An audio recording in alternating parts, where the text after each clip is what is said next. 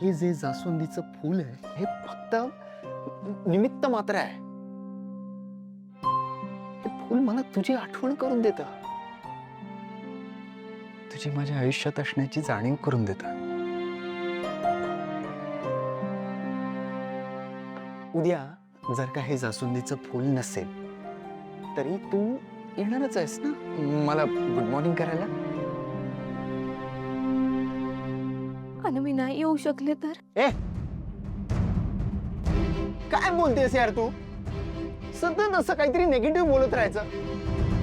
म्हणजे मी जेव्हा जेव्हा तुझ्या जवळ येतो काहीतरी प्रेमाने बोलतो तर तू तू सतत असं माझ्या वाकड्यात का जातेस? जास्वंदीचं फूल आज आहे उद्या नाही, तसंच असतंय माणसाचं. माणूस आज आहे आणि उद्या नाही. पण म्हणून आपलं आयुष्य थांबू नाही ना शकत.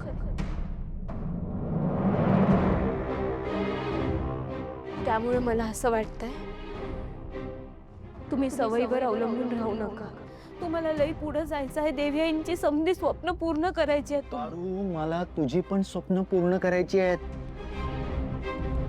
तर मला तुझ्या गळ्यात मंगळसूत्र घालून तुला माझी बायको म्हणून या घरात, या घरची सून म्हणून हक्काने आणायचं आहे. आदित्य बाबांनी त्यांचं तुझ्यावरचं प्रेम व्यक्त केलंय.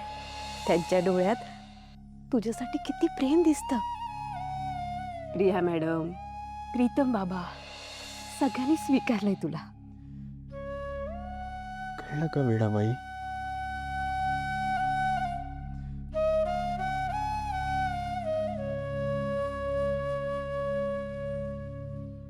कापी थंड व्हायच्या आधी पिऊन घ्या.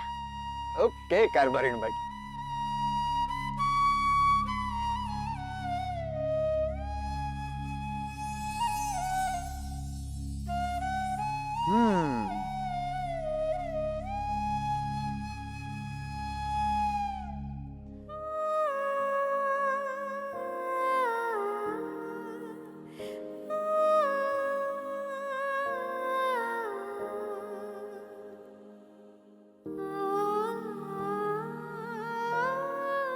आदित्य सर, बा समजांचे गुन्हेगार मीच आहे.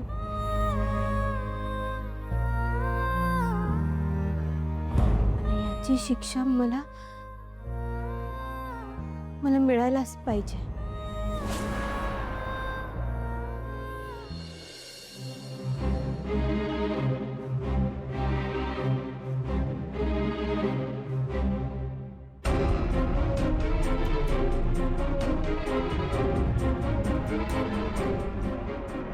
पारू, हे तू काय करून ठेवलं आयुष्याचं? 100 वेळा सांगितलं की अरे आपण जमीन आहोत, ते ते आभाळ आहेत. आपण साधा काजवा आहोत, ते सूर्य आहेत. त्यांची आपली बरोबरी नाही होऊ शकत, त्यांच्याबरोबर तुलना नाही होऊ शकत. नाही म्हणजे आपली अवकातही नाही तेवढी. आणि काय आपण काय करतो, आपली अवकात काय याची जाणीव ठेवायला पाहिजे का नको? जाणीव ठेव. मालक म्हणजे देव आहेत आपल्यासाठी. आपण त्यांच्या बरोबरीनं बसायची स्वप्न सुद्धा नाही बघू शकत. तेवढी आपली लायकी नाही. पर तू चुकलीस पुरी, तू चुकलीस. म्हणजे तू स्वप्न बघितलीस ती पण आपल्या अवकातीच्या बाहेर. बरं, नुसती स्वप्न बघितली नाहीस तर ती तुला जगायची. ती स्वप्न तुला जगायची.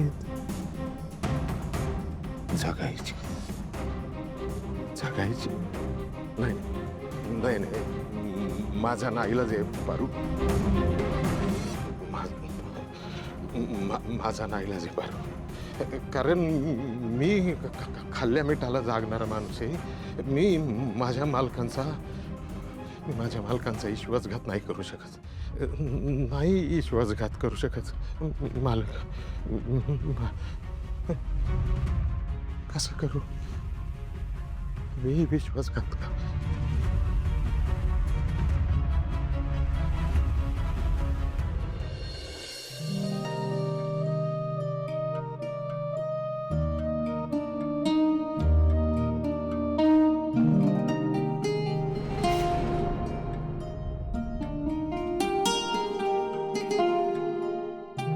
सावित्री प्रसाद.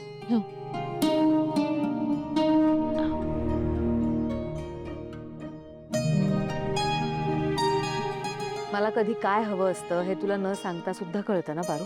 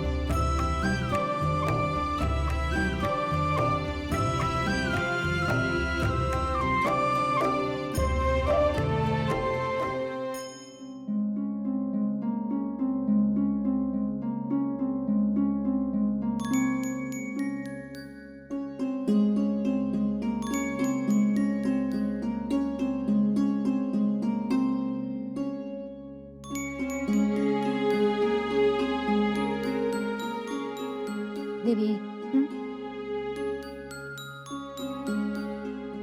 दीर्घायुष्य हो. तुला आयुष्यात जे हवंय ते सगळं मिळू दे. देवी, हा? मी तुमच्याकडे काही मागितलं तर तुम्ही देऊ शकाल का? पारू, मी तुला वचन दिलंय, तू माझ्याकडे कधीही काहीही मागू शकतेस.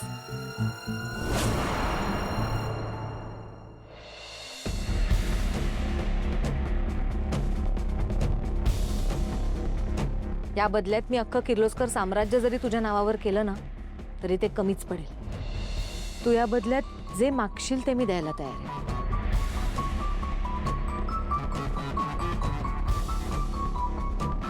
मग आज ती येळ आली असं समजा.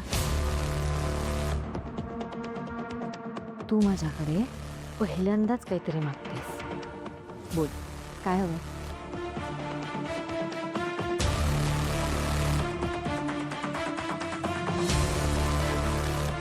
देवी आई,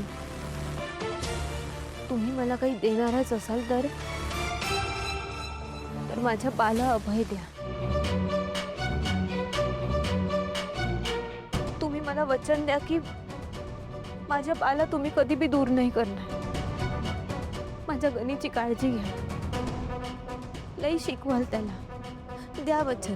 पारू, मी मारुतीला अंतर देईन असं तुला वाटलंच कसं?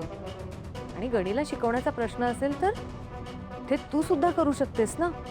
आज हे अचानक असं का बोलतेस तू? तुम्ही द्या ना वचन.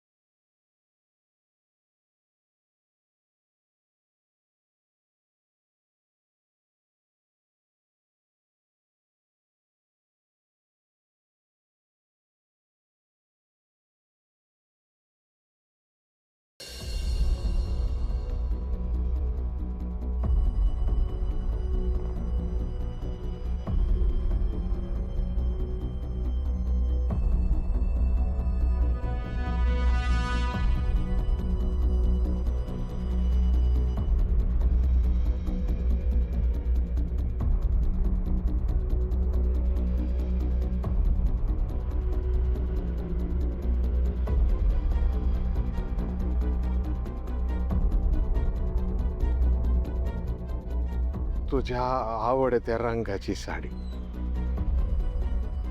एरवी कधी तुझ्यासाठी काही घेऊ म्हणलं तर बाप म्हणून माझ्याकडनं काही झालं नाही. तू पर कधी ह्या गरीब बापाकडं काही मागितलं नाही, काही हट्ट केला नाही. उलट या बापाच्या गरिबीची जाण ठेवलीस. पण मी आज पहिल्यांदा तुझ्यासाठी ही साडी घेऊन आलो. पहिल्यांदा का शेवटची? नाही नाही, पहिल्यांदा नाही, शेवटची नाही. मला असं आता भावनिक होऊन चालणार नाही. हा, भावनिक होऊन चालणार नाही.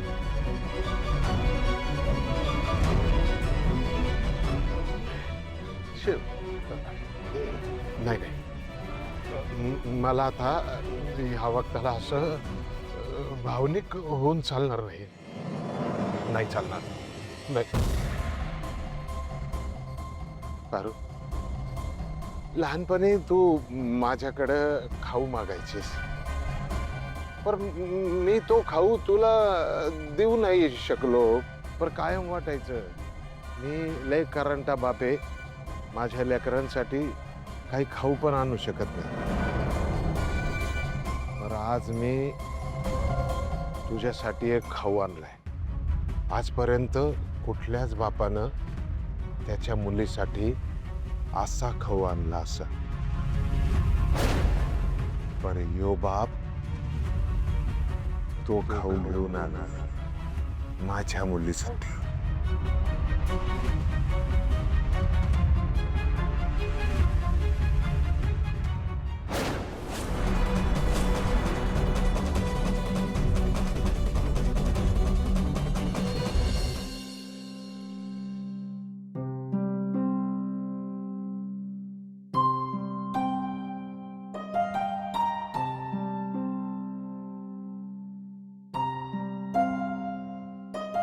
पैजू,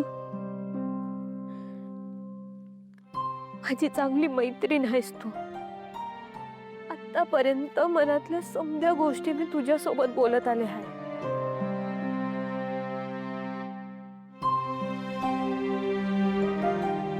लाड केले आहेत मी तुझे. लाडकी आहेस तू माझी.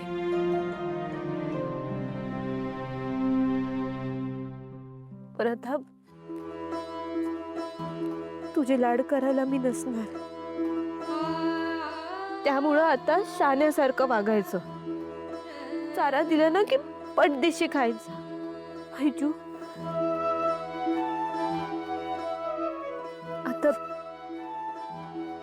आता माझ्या नसण्याची सवय करून घेतो. यापुढे मी नसेन तुझ्यासोबत. आपली शेवटची भेट आहे.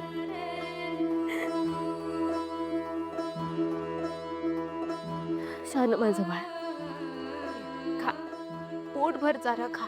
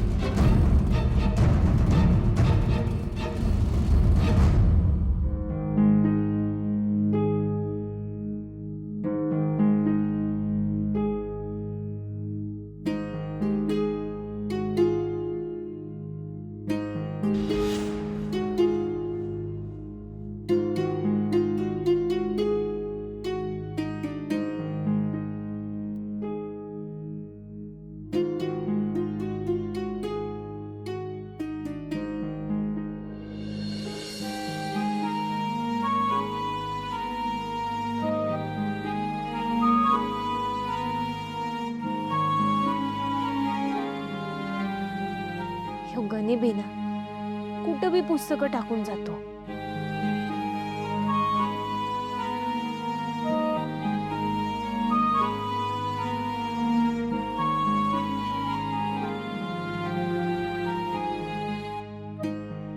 माझी आदर्श व्यक्ती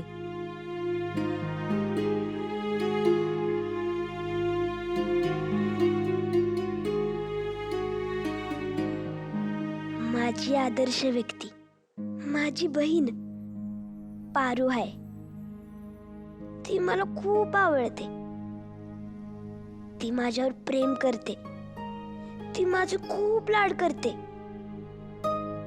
मी तिला प्रेमाने तायडे म्हणतो. माझी तायडे सगळ्यांना सांभाळून घेते. माझी आई नसताना सुद्धा तिनं मला आईसारखं सांभाळलं.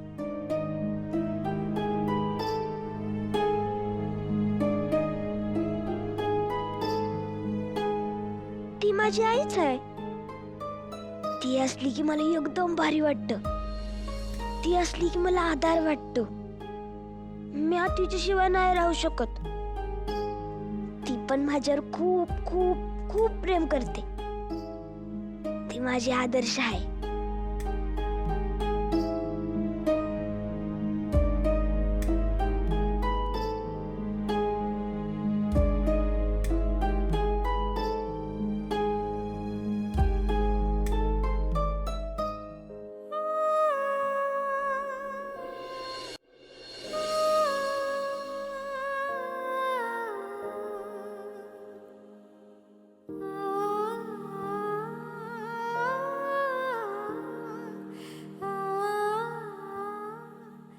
बघितलं साई,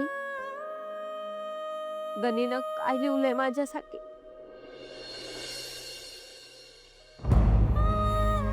त्यानं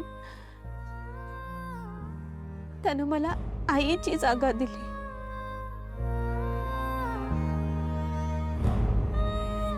पण मी त्या लायक नाही. त्याची ताईडी मी चुकू शकते हे माहित नाही अजून गणीला.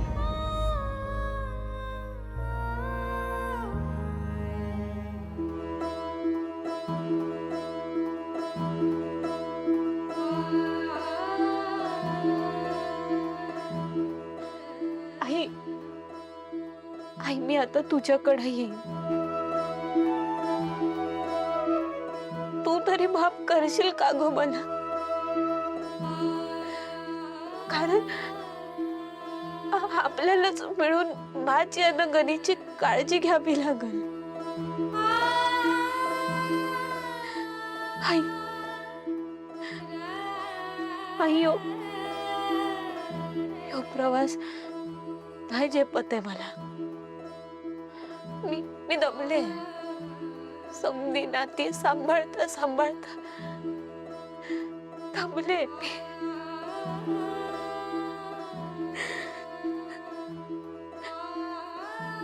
आई,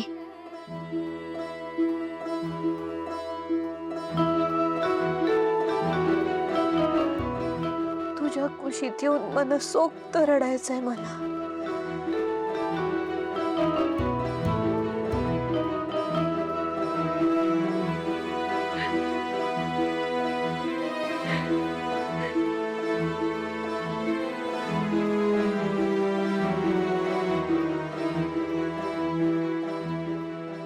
आज तुला जाऊन 10 वर्ष पूर्ण झाले. तुझी जागा नाही भरू शकले मी, पण प्रयत्न नक्की केला.